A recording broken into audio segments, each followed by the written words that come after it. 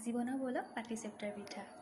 পাটিচেপ্টাৰ পিঠাৰ কাৰণে আমাক লাগিব এয়া পিঠাগুড়ি। মনত ৰাখিব পিঠাগুড়িখিনি কোনো ধৰণৰ বৰা চাউল মিক্স থাকিব নালাগিব। আৰু এয়া হৈছে কেঁচা পিঠাগুড়ি, ভজা পিঠাগুড়ি নল'ব, কেঁচা পিঠাগুড়ি ল'ব। আৰু আনফালে লাগিব আমাক ময়দা। আৰু 2 কাপ লৈছোঁ পিঠা আৰু 1 কাপ লৈছোঁ ময়দা। আৰু অলপ দিছোঁ নিমখ, দিছোঁ 1 চামুচ চেনি। আৰু এতিয়া মই আধা ঘণ্টামানৰ কাৰণে ঢাকনা মাৰি থৈ দিম। আনফালে মই নাৰিকল ব্যৱহাৰ কৰিম। নাৰিকলখিনি ভাজি ল'ব লাগিব। আৰু নাৰিকলখিনি দি দিছোঁ।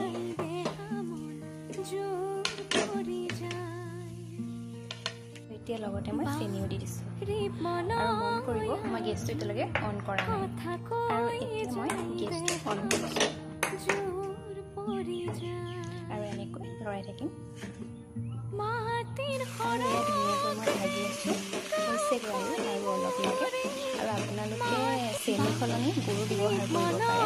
মোৰ ওচৰত নাছিল বাবেহে মই চেনি ব্যৱহাৰ কৰিছোঁ। আৰু আপোনালোকে ইয়াত ড্ৰাই ফ্ৰুটছো ব্যৱহাৰ কৰিব পাৰে। আৰু মই ইয়াত 1 চামুচ ঘিউ ব্যৱহাৰ কৰিছোঁ। আৰু আপোনালোকে যদি দিব বিচাৰে তেনেহ'লে দিব, আৰু যদি দিব নিবিচাৰে নিদিব, কোনো কথা নাই। যে দিব লাগিবই তেনেকুৱা কথা নহয়। মই গোন্ধটো ভাল লাগে কাৰণে আচলতে দিছোঁ। আৰু এই নাৰিকল ভাজা হৈ গ'ল। এতিয়া মই একেবাৰে লাষ্টত দিম মই পাউডাৰ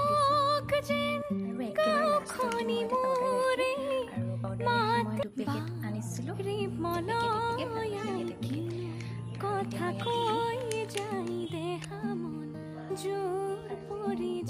তেল ল'ব আৰু এই কটন কপাহ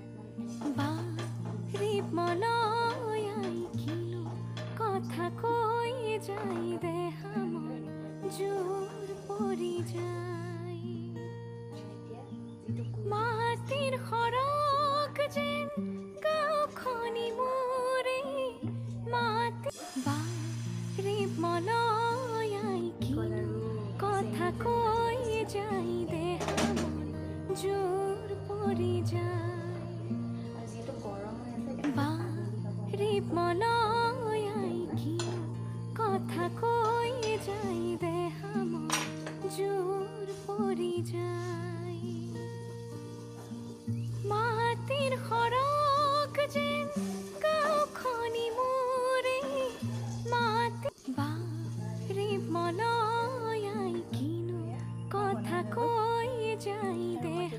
কালাৰ দি বনাইছিলোঁ।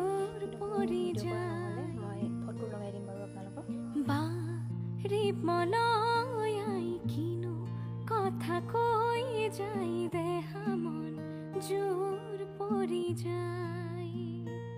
আৰু বনাই মেলিও হৈ গ'ল। যদিহে ভিডিঅ'টো চাই ভাল পালে তেনেহ'লে প্লিজ লাইক এটা কৰিব আৰু ছাবস্ক্ৰাইবটো কৰিব। তেনেহ'লে আজিলৈ আহিছোঁ। যদি ভিডিঅ'ৰ সৈতে আপোনালোকৰ সৈতে আকৌ লগ পাম। Bye bye.